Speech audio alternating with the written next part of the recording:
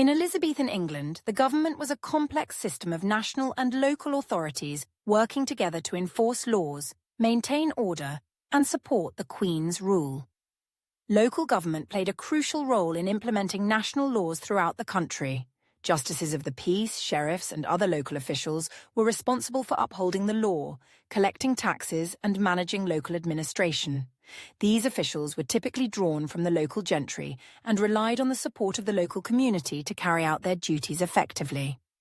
The enforcement of national laws at the local level was essential for maintaining the stability of Elizabeth's reign, as it ensured that the Queen's authority was recognised across the realm and that her policies were executed even in distant parts of the kingdom.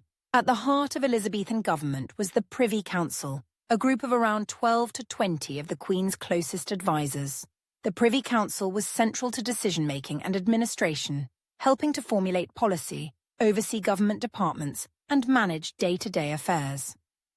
It was composed of some of the most powerful and influential men in the country, including nobles, lawyers, and clergymen. The Privy Council met frequently, often daily, to discuss matters of state from foreign policy and military defence to finance and religion.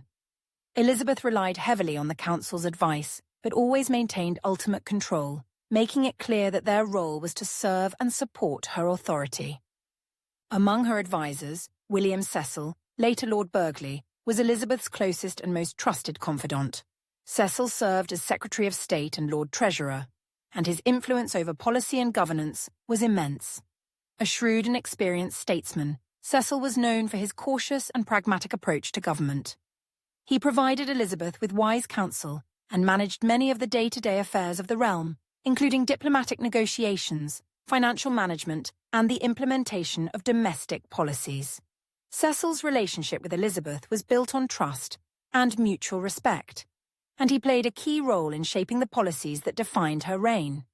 Elizabethan government also included two chambers of Parliament, the House of Commons and the House of Lords. The House of Commons was made up of elected representatives from counties and boroughs, while the House of Lords consisted of noblemen and senior bishops.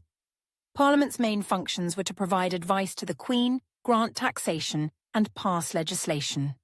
The Queen called Parliament into session when she needed approval for taxes, particularly to fund wars or other significant expenses, or to pass laws. Although Parliament could debate and suggest changes, its powers were limited. Elizabeth controlled when Parliament met and for how long, and she had the final say on all matters, including whether to accept or reject any legislation.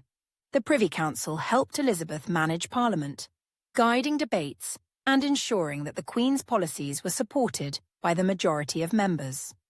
Through its influence, the Privy Council could steer discussions, frame the issues that Parliament would debate, and manage potential dissent. While there were some disagreements between Elizabeth and her Parliament, especially over issues like marriage, succession, and religious reforms, Elizabeth remained firmly in control. She was skilled at using her authority, charm, and political acumen to navigate conflicts and assert her will, often reminding members of Parliament of their duty to serve the Crown. To maintain public support and loyalty, Elizabeth used propaganda effectively. She cultivated a powerful image as a wise, just, and benevolent ruler, presenting herself as the Virgin Queen devoted to her country and her people. Through portraits, speeches, pageants, and public appearances, she reinforced her image as a strong and virtuous monarch who had the interests of her subjects at heart. This careful management of her public image helped to foster a sense of national unity and pride, which was essential for maintaining stability and control throughout her reign.